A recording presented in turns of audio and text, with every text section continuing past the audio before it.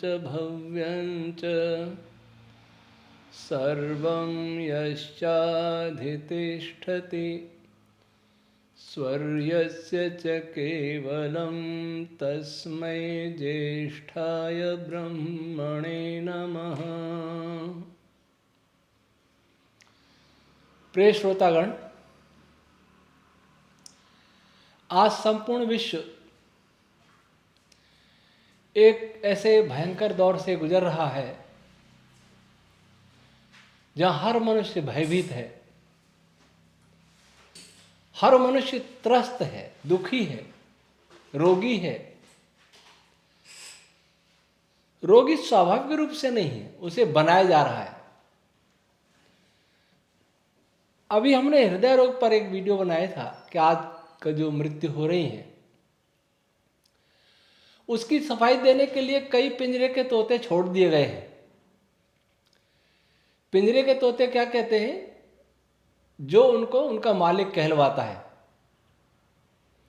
ऐसे पिंजरे के तोते डॉक्टर के रूप में, मीडिया के रूप में सामने आ रहे हैं कि सर्दी बढ़ने से हार्ट अटैक की आशंका बढ़ जाती है,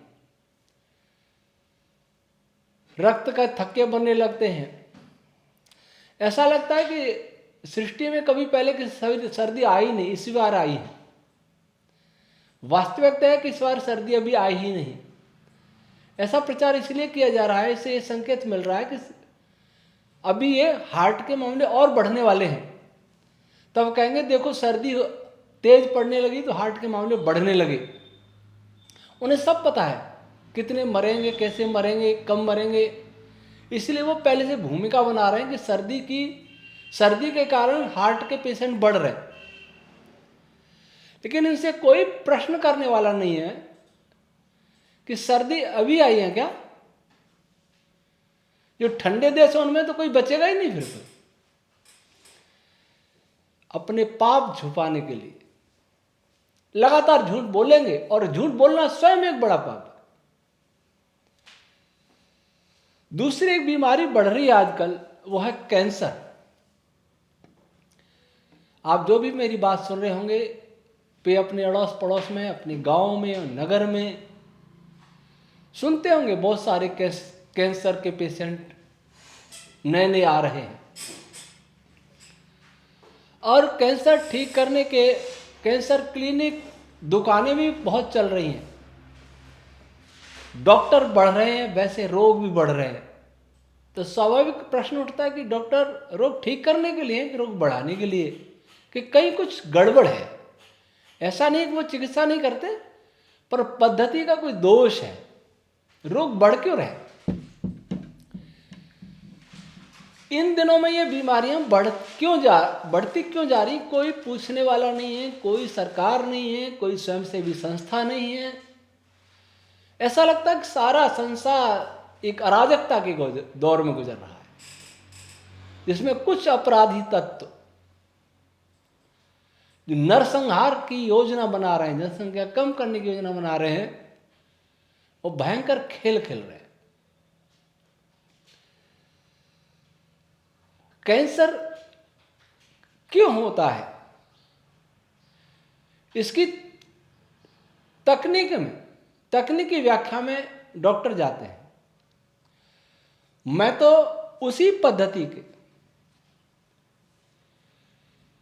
जो वर्तमान टेक्नोलॉजी के बारे में अनुसंधान करते हैं और हर टेक्नोलॉजी के दुष्प्रभाव भी बताते हैं, मैं उन्हीं के परिणामों को आपके सम्मुख रखने का प्रयास कर रहा हूं।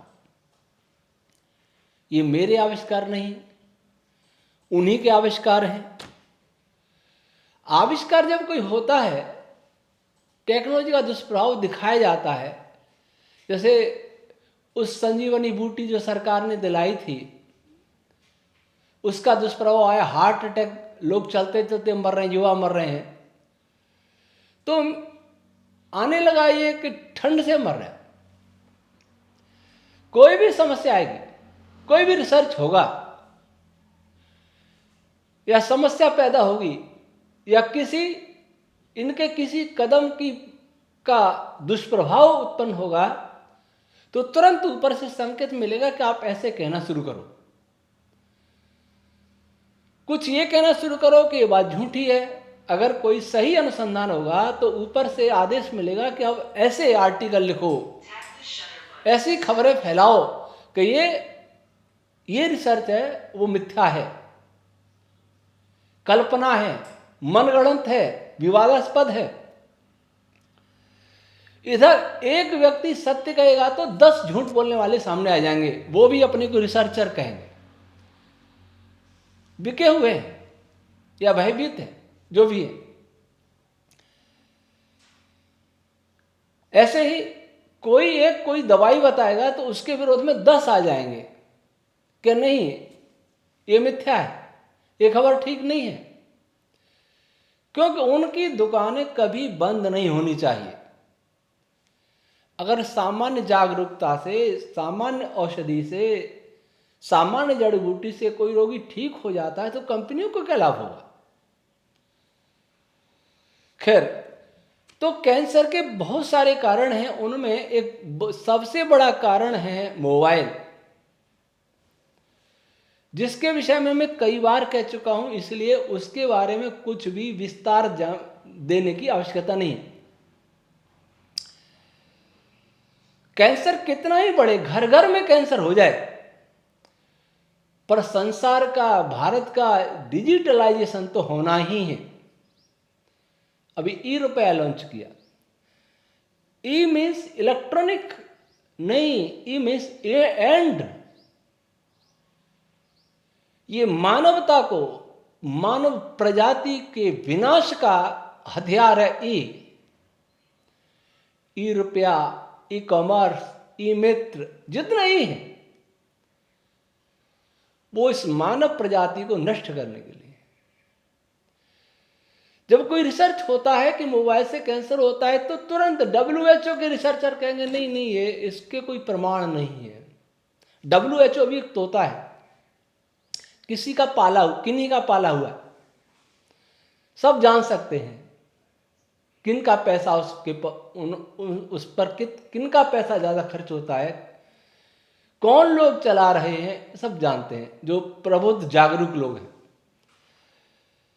बोलता नहीं है प्रमाण नहीं है। तो आप बता दीजिए प्रमाण के कैंसर क्यों फैल रहे हैं? जब से नई नई टेक्नोलॉजी, जब से हमारी जीवन शैली बदली है, जब से टेक्नोलॉजी आई, जब से हमारा खान पान बदला, जब से वस्त्र बदले हैं, जब से दवाइयां बदली हैं, तब से ये रोग क्यों बढ़ रहा है? मैं आज केवल कैंसर पर रहूंगा, इसका उत्तर देने वाला कोई नहीं। ऐसा लगता है हमारी सरकार को काम तो केवल चुनाव लड़ना, चुनाव जीतना और जनता को बेवकूफ बनाना है और जनता के पैसे को खर्च करना है। सेल फोन, ये राजस्थान पत्रिका की खबर है 4 जुलाई 2022। सेल फोन के जनक बोले मोबाइल छोड़कर जिंदगी जिए लोग। ये लिखते हैं मोबाइल फोन के जनक मार्टिन कूपर अपने ही आविष्कार से दुखी हैं। उनकी निराशा की वजह है लोगों का जरूरत से ज्यादा मोबाइल फोन का इस्तेमाल करना। जिसने ये सेल फोन बनाया, जैसा एक बार कह रहा है, 93 साल का वो व्यक्ति हो गया। आज वो हम लोगों को देखकर, दुनिया को लेकर देख के रो रहा है कि मैंने ये मोबाइल इसलिए नहीं बनाया था कि सब लोग मोबाइल हो जाएं, सभी सरकारें सबको मोबाइल से जोड़ दें। ₹E जारी करने के पीछे तर्क दिया कि पैसा खर्च होता है नोट छापने में। भारत के 140 करोड़ आबादी एक एक मोबाइल खरीदे, एक परिवार में भी खरीदे, परिवार में तो कई कई मोबाइल है, और सब ई हो जाएगा तो कितने मोबाइल खरीदेंगे? एक एक व्यक्ति 8, 10, 15 हजार का मोबाइल खरीदे, वो कोई बात नहीं। सरकार 2, 4, 5, 10 करोड़ का नोट छापने में खर्च कर देगी, ये बड़ी आपत्ति की बात है। रोड बनाने नहीं, स्कूल प्राइवेट, रेलें प्राइवेट कर दो, बसें प्राइवेट कर दो, विमान प्राइवेट कर दो, हॉस्पिटल प्राइवेट हो जाएंगे, नोट भी छापने के लिए सरकार के पास पैसा नहीं, फिर टैक्स क्यों? टैक्स क्यों? नोट भी नहीं छाप सकते। हर जनता 8, 10, 15 हजार का मोबाइल खरीदे, हर व्यक्ति, ताकि कंपनियों को लाभ हो। कैंसर फैले तो फार्मा कंपनी, डॉक्टर्स को लाभ हो।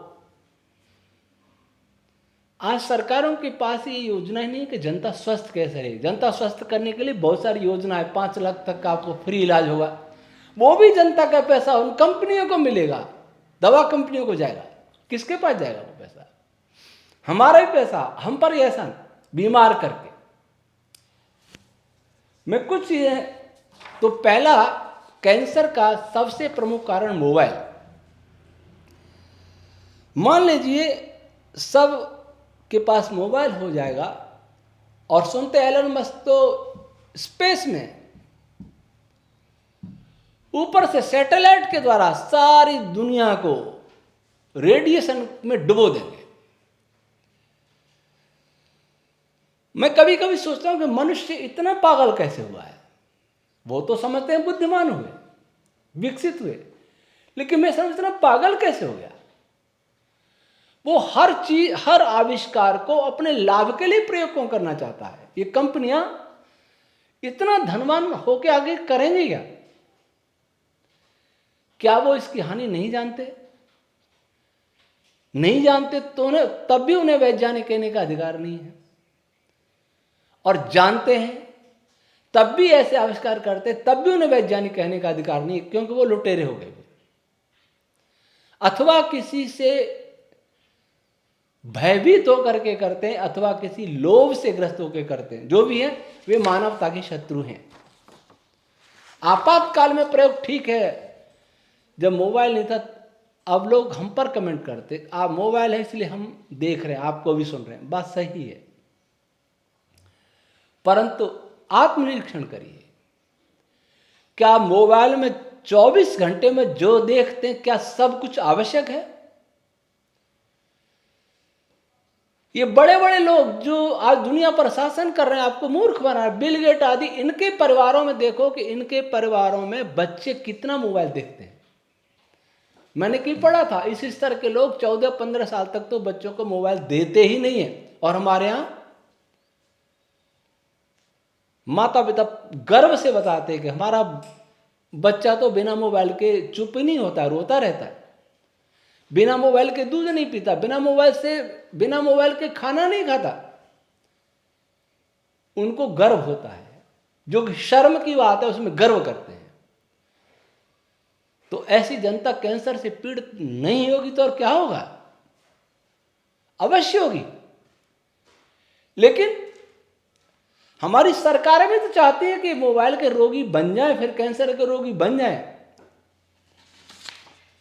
तो पहला कारण मोबाइल।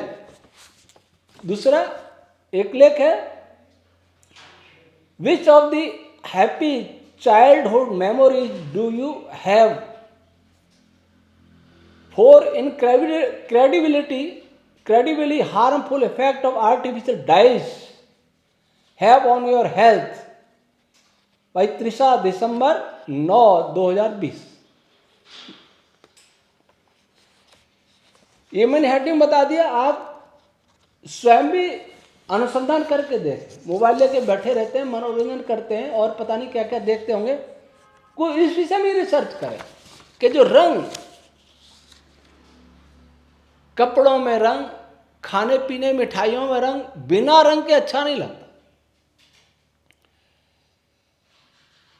मिठाइयां बिना रंग की होंगी तो क्या हुआ? ये लिखता है कि ये रंग है, वो भी कैंसर का एक कारण है। May cause cancerous tumour development. Some of the most commonly used food dyes are linked to many different form of cancer.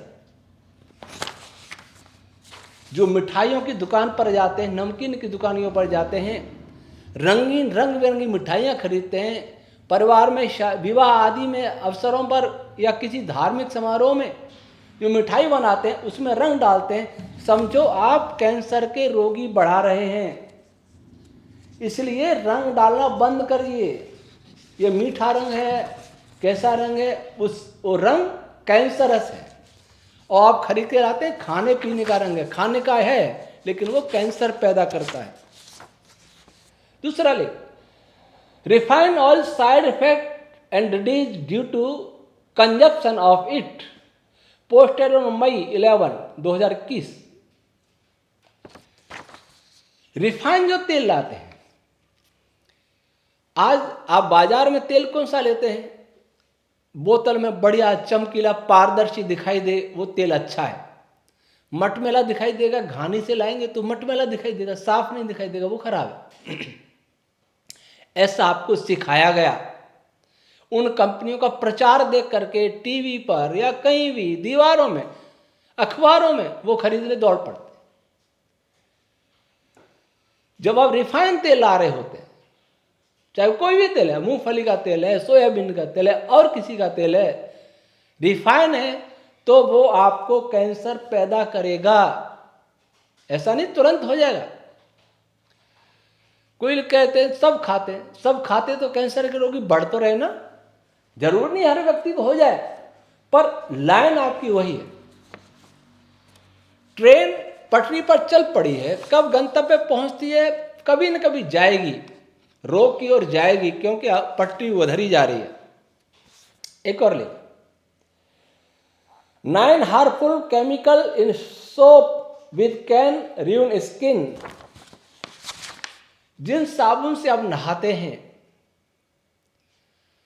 अच्छी सुगंध वाले, अच्छे रंग वाले दिखने में, कई लोग तो ऐसे साबुन प्रयोग करते हैं कि उनके स्नान के बाद अगर स्नान घर में जाओ तो पूरा स्नान घर सुगंधित रहता है, उनको बहुत अच्छा लगता है। गंदी चीज खाना, शरीर के पसीने में दुर्गंध आना, उस दुर्गंध को छुपाने के लिए साबुन और अनेक प्रकार के सौंदर्य प्रसाधनों को अपनाना, यह फैशन बन गया है। साबुन महंगा वाला लाना है, कहीं यात्रा में दूर से सुगंध आनी चाहिए। यह साबुन भी कैंसर पैदा करता है। 9 केमिकल बताए हैं, जिसमें से एक तो फॉर्मेल्डिहाइड, यह कैंसरस है, कैंसर पैदा करने वाला है।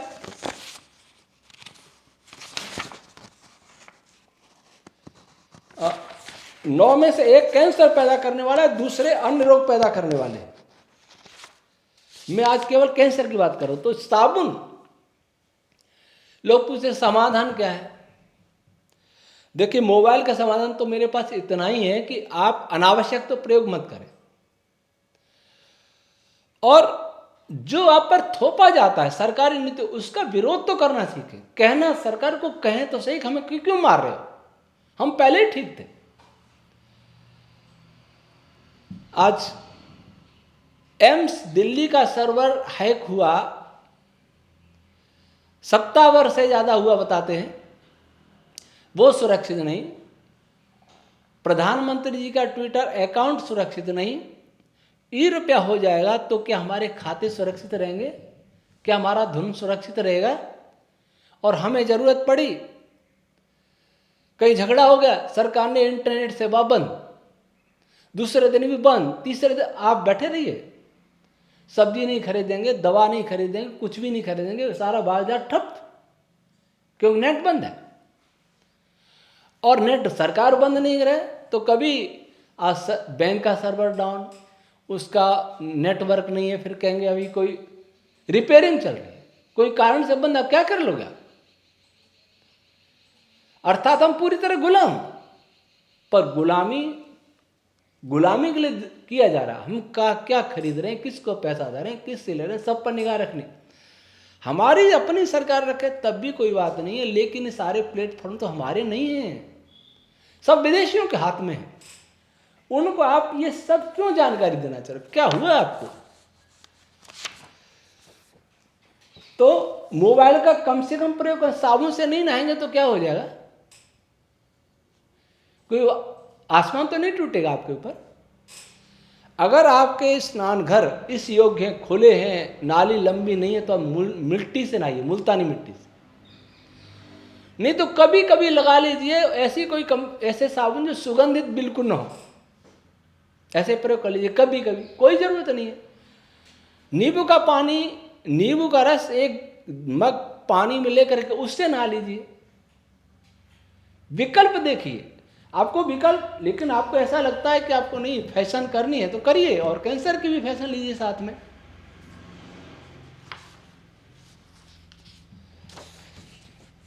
तीसरा, डीजल। एक डीजल भी इसमें, ये डीजल के इंजन वगैरह हैं, इनसे भी, इनका धुआं ये भी कैंसरस है। नहीं, डीजल का बाद में करेंगे। Health effect of electromagnetic fields. हम सब विद्युत का उपयोग करते हैं, जहां भी बिजली के तार हैं वहां इलेक्ट्रोमैग्नेटिक फील्ड है, और इलेक्ट्रोमैग्नेटिक फील्ड भी कैंसरस होता है, यह भी यहां बताया गया है, बहुत लंबा चौड़ा लिखा है। इलेक्ट्रोमैग्नेटिक, ये पॉइंट है ईएमएफ एंड कैंसर।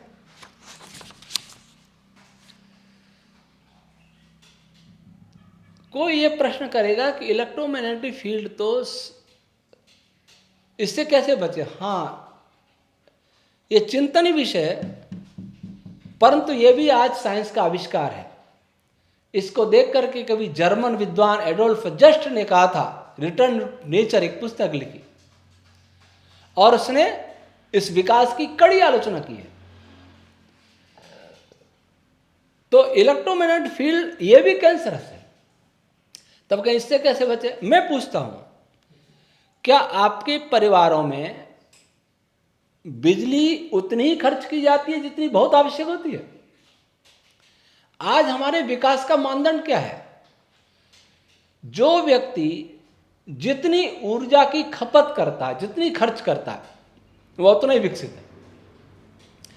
अमेरिका में प्रति व्यक्ति कितनी खपत होती है, इसलिए अमेरिका विकसित माना जाता है। हमारे देश की कभी पहचान थी कि जो व्यक्ति जितना त्यागी तपस्वी है वो उतना ही बड़ा आदमी है। और आज क्या है, जो व्यक्ति जितना भूखा है, जितना खाता है, जितना खर्च करता है, वो उतना ही बड़ा आदमी है। तपस्वियों की पूजा होती है, ऋषि मुनियों की पूजा करने वाला देश, देवी देवताओं की पूजा करने वाला देश, वर्तमान के नेता गांधी का नाम लेने वाले। लेकिन काम क्या है? जितना भोग करो। शहरों में देखो कितनी लाइट जलती है, क्या उतनी आवश्यक है? एक एक कमरे में कई कई लाइट देखे आप, छतों में लाइट, दीवारों में लाइट, छतों में भी कई कई लाइट, उतनी आवश्यक है? इलेक्ट्रोमैग्नेटिक फील्ड का तो जाल आपने बिछा रखा है। एक बल्ब से काम हो सकता है तो एक बल्ब ही जलाए। मैं तो सोच रहा हूं कि सिरोही में जब अपना सेंटर बनेगा तो कम से कम बिजली, अधिक से अधिक अध्ययन का कार्य बाहर हो। अभी यहां ऐसी व्यवस्था नहीं है, और जितने कम प्रकाश में हो सके उतना करना। और जैसा कि गौ के विशेषज्ञ बताते हैं कि गाय के गोबर से लिपाई करने पर रेडिएशन का दुष्प्रभाव नहीं होता, तो इलेक्ट्रोमैग्नेटिक फील्ड का भी दुष्प्रभाव नहीं होगा या बहुत कम होगा। पर जहां गोबर से तो दुर्गंध आती है, जो गाय पालता है उसे गंवार कहा जाता है, और जो कुत्ता पालता है वो पशु प्रेमी माना जाता है, वो दयालु माना जाता है, जीव दयालु माना जाता है। ये हमारी विचारधारा होगी। गाय पाले वो गंवार और कुत्ता पाले वो सभ्य। दूध गाय का पीना कुत्ते का पियो, क्योंकि कुत्ता अच्छा है। गाय पाल, अभी राजस्थान में निर्देश सरकार ने जारी किया है कि शहरों में एक गाय से ज्यादा रखी तो रजिस्ट्रेशन कराना पड़ेगा। कुत्ते पालिए, गाय मत पालिए। गाय का गोबर दीवारों पे लगाएगा, उससे सोचेगा तो मर जाना अच्छा है, तो ठीक है, मरिए कैंसर से। तो पहले तो बिजली का उपयोग कम से कम करें, तो कम से कम उसके तारों के जाल बिछेंगे, इधर भी प्लग, उधर भी प्लग, उधर सारे दीवारों में छेद ही छेद, फिर क्या होगा? कैंसर ही होगा। एक और, can the UV light emission from CFL cause skin cancer? CFL bulb, ये किसने आविष्कार किए? साधारण बल्ब आते थे जैसे ये जल रहे हमारे, उनकी रोशनी सूर्य जैसी दिखती है, और CFL से अल्ट्रावायलेट जो किरण है वो भी कैंसर का कारण है। Ultraviolet light is responsible for skin cancer. It can also be a problem for individuals with ultraviolet sensitive condition such as lupus. तो जिस लाइट में बैठे हैं वो भी कैंसर है। CFL LED लाइट, ये CFL का हमने बता दिया, ये कैंसर। अब एक और प्रयोग होता है, साबुन की बात करने के बाद आते हैं परफ्यूम्स, सुगंधी लगाते हैं, सेंट लगा लेंगे, बहुत सारी सौंदर्य प्रकार।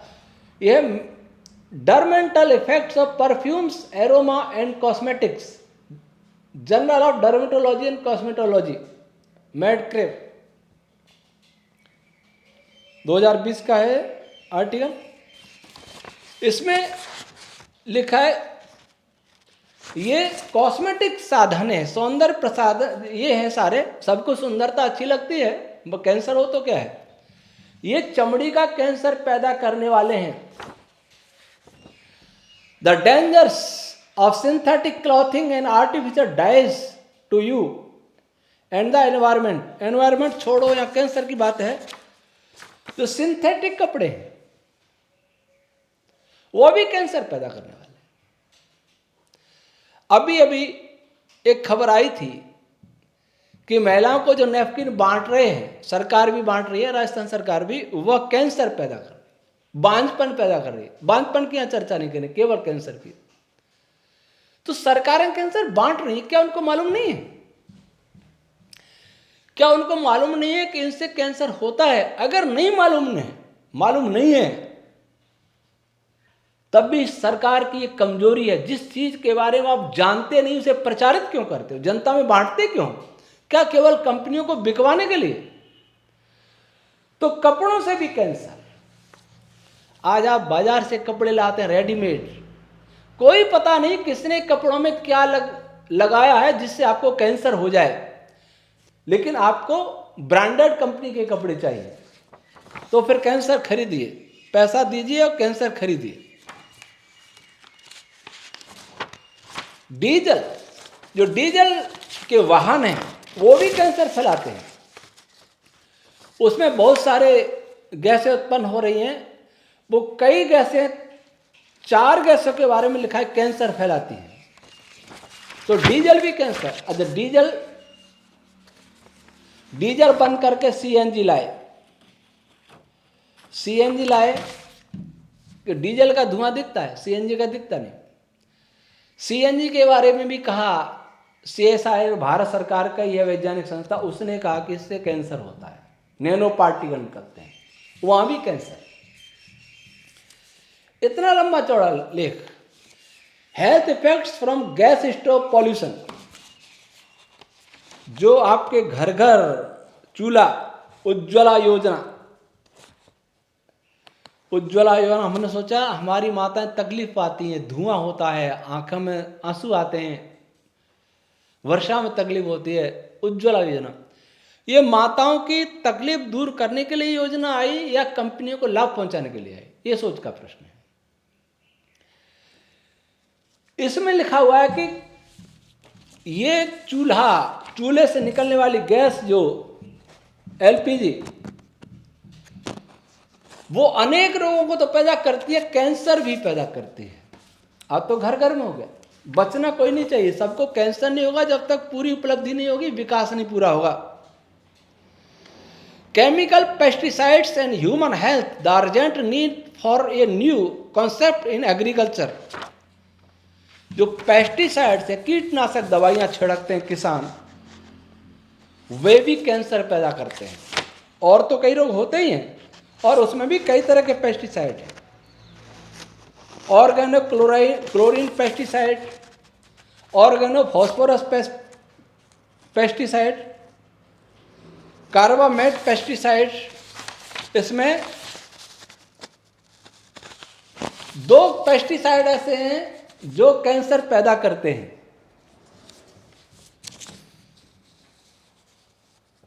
रिफाइंड के बारे में एक और है, वनस्पति घी। जो वनस्पति घी खरीदते हैं वो भी कैंसर पैदा करता है, ब्रेस्ट कैंसर, कोलन कैंसर। ये रिफाइंड तेल और वनस्पति घी अगर खाना पकावे तो उसमें 100 बीमारियां घेरती हैं, और ब्रेस्ट, ये छाती का कैंसर, ये बढ़ता है। साबुन का आपको बता ही दिया। तो आपके स्नान घर में कैंसर का सामान है, आपकी रसोई में कैंसर का सामान है, आपके कपड़े कैंसर वाले हैं, आपके सौंदर्य सामग्री, नहाने के साबुन कैंसर वाले हैं, आपके वाहन कैंसर वाले हैं, आपकी लाइट कैंसर वाली है, आपके जेब में मोबाइल रखा वो कैंसर वाला है। इतने सारे कैंसर।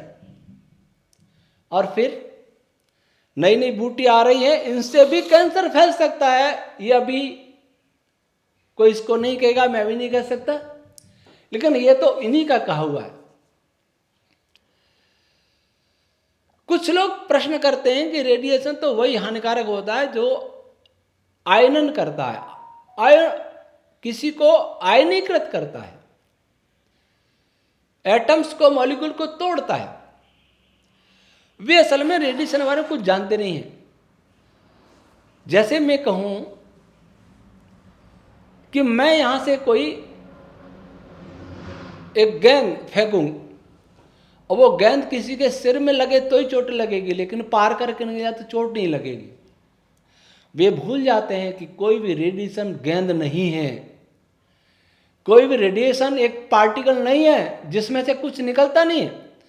कल्पना कीजिए एक तार जाली में रेत भर करके मैं फेंकूं, तो जिसके सिर में लगेगा उसको तो चोट पहुंचाएगा ही, लेकिन बीच में भी रेत बिखेरता जाएगा, उनको ही प्रभावित करेगा। जितने भी ये वेव्स हैं वो रेत बिखेरती जा रही है। रेत का अर्थ उनमें से रश्मियां, जिनको हम ही जानते हैं, प्राण रश्मियां, छंद रश्मियां, वो बिखरती जाती है, वो हमें प्रभावित करेंगे। लोग कहेंगे कि ये तो सब आ ही रहा है, सूरज से आ रहे हैं, सूरज से आ रहे हैं, उसके लिए तो हम बने हैं। हमारे चारों ओर हवा के अणु, मॉलिक्यूल टकराते हैं, अरबों खरबों टकरा रहे हैं, आ रहे हैं, जा रहे हैं, टक्कर मार रहे हैं, जा रहे हैं, हम उसमें रह रहे हैं आराम से, कोई हमें अनुभव नहीं होता। इसका अर्थ ये नहीं है कि चारों से धूल के कण भी हमारे ऊपर छोड़ दिया और हम उसको भी सहन कर लें। जिस परिस्थिति में ईश्वर ने हमें तैयार किया है, जन्म दिया है, जहां रह रहे हैं, उसको हम सहन कर सकते हैं। लेकिन मनुष्य अपनी छेड़छाड़ से जो कर रहा है वो फिर अतिरिक्त हो जाता है, वो भारी पड़ता है, वो अप्राकृतिक होता है। हर अप्राकृतिक हमारे लिए हानिकारक है। हम प्रकृति के जितने निकट रहेंगे, ईश्वर के बनाए हुए नियमों का जितना अनुसरण करेंगे, उतने ही सुखी रहेंगे। वाहन चलाते समय वाहन कंपनियों के द्वारा दी हुई मार्गदर्शन गाइडलाइन का जितना पालन करेंगे, उतना ही हम वाहन में सुखद यात्रा कर सकते हैं और वाहन को भी सही रख सकते हैं, अधिक दिन सुरक्षित रख सकते हैं। और जब उनके दिशा निर्देशों को तोड़ेंगे तो वाहन भी खराब करेंगे, अपने आप शरीर को भी हानि पहुंचाएंगे। वैसे ईश्वर, और जो ईश्वर को नहीं मानते, वो प्रकृति ने जिनके नियमों में, जिस परिस्थिति में हमें बनाया है, उस परिस्थिति में, उस नेचुरल, उस प्राकृतिक रीति से हम रहना सीखेंगे, तभी हम सुखी रहेंगे। कृत्रिम जितने आविष्कार करेंगे हम अपनी मौत को गले लगाएंगे। आज हम पैसा देके मौत खरीद रहे हैं। ये तो ये आया, बाकी जर्दा खा रहे हैं, गुटखा खा रहे हैं, शराब पी रहे हैं, इस कैंसर खरीद रहे हैं हम। और जब किसी को कैंसर जब तक नहीं होता तब तक वो हंसता है, मुझे तो नहीं हुआ, उसको तो नहीं हुआ, उसको तो नहीं हुआ। जब एक व्यक्ति को हो जाता है तब उसे याद आता है कि कैंसर होता क्या है। आज कैंसर क्यों बढ़ रहे हैं, किसी को जानने की फुर्सत नहीं है। कोई मर रहा है तो मरे, संवेदनाएं मर चुकी हैं। अभी हमने एक पोस्ट डाली थी खाना सोडा, बेकिंग सोडा के विषय में, और हमसे प्रश्न पूछे गए थे क्या ये खबर प्रामाणिक है। पहली जानकारी मैं दे दूं कि मैं कोई वैद्य या चिकित्सक नहीं हूं। किसी प्रामाणिक व्यक्ति ने मुझे उस खबर को भेजा, मैंने उसे इसलिए अग्रेसित किया ताकि लोग उससे कुछ लाभ उठा सकें। और बात खाना सोडा की थी। कुछ लोग कहते हैं बेकिंग सोडा अलग होता है, खाना सोडा जो कभी दालों में डालते हैं, कभी कुछ पकवानों में डाल देते हैं, वो खाना सोडा, तो उसकी बात की गई है। तो ये कोई ऐसी चीज नहीं कि कोई दवाई है, थोड़ी मात्रा हम चुटकी में ले लें तो इसमें किसी से पूछने की आवश्यकता नहीं है। पूछना है तो किसी वैद्य को पूछिए। ऐसा सुना जाता है कि एसिडिक चीजें अधिक खाने से कैंसर की आशंका बढ़ती है, और यही हम खा रहे हैं। क्योंकि अन्न में भी यूरिया, डीएपी, पेस्टिसाइड, ये सारे जितने विषय हैं वो हमारे अंदर एसिड को बढ़ाते हैं।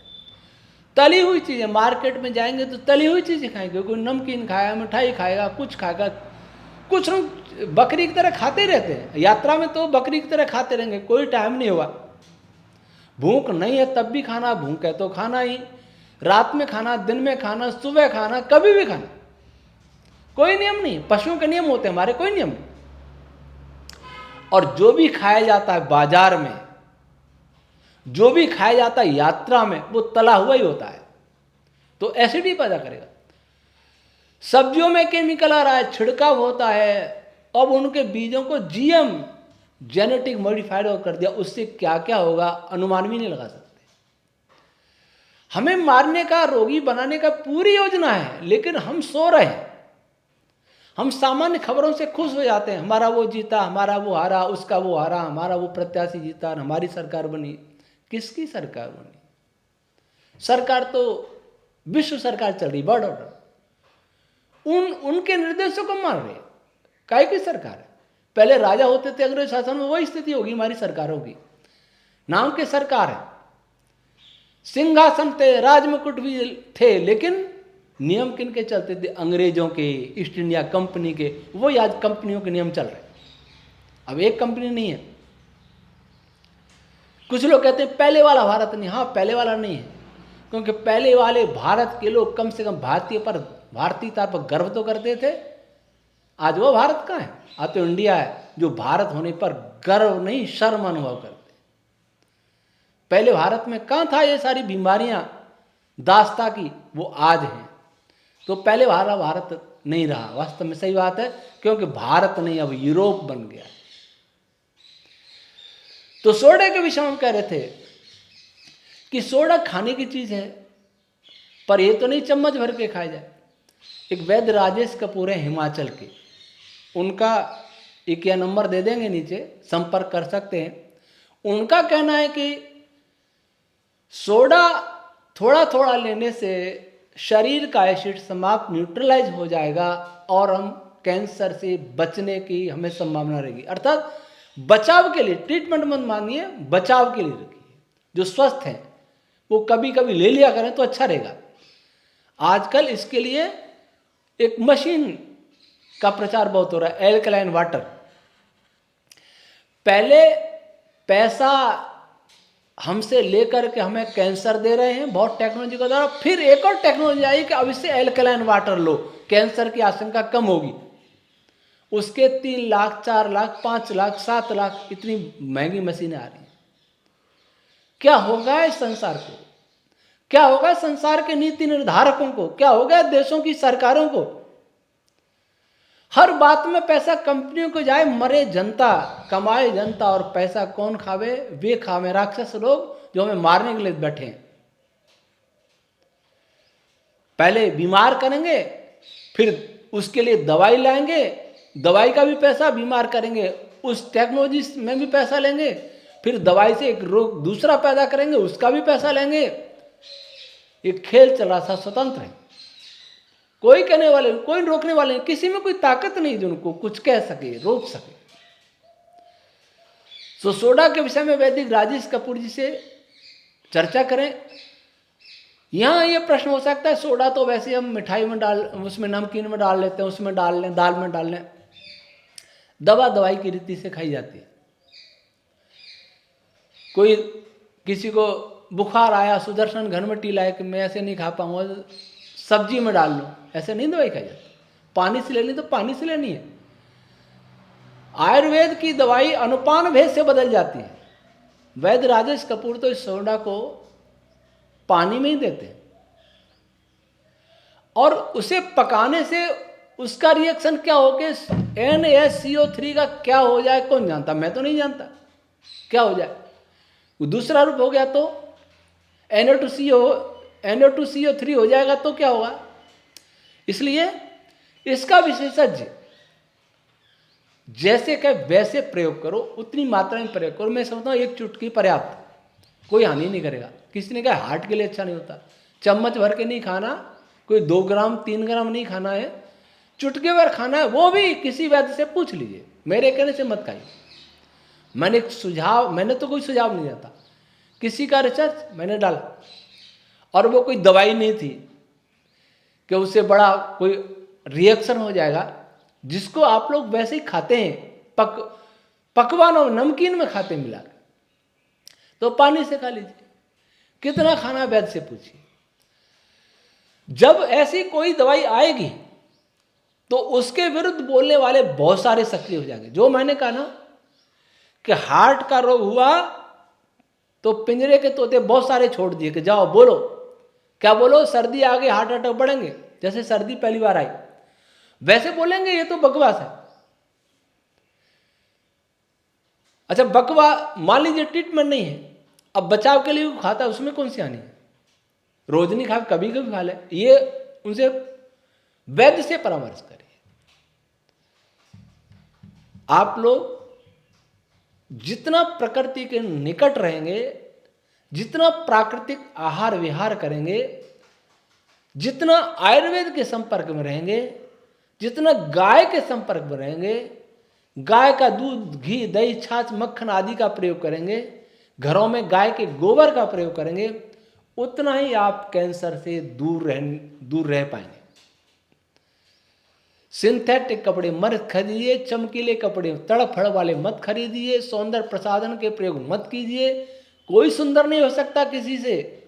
जो परमात्मा ने जैसा चेहरा दिया वैसा ही बनेगा, कोई नहीं बदल सकता। प्लास्टिक सर्जरी कराइए, उससे क्या होगा।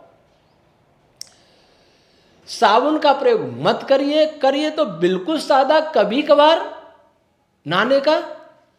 घानी का तेल प्रयोग कीजिए। अगर आपके यहाँ गाय है, खेती हो रही है, तो आपकी जरूरत क्या कहीं मार्केट से तेल लाने की। उन तेलों को मत लाइए।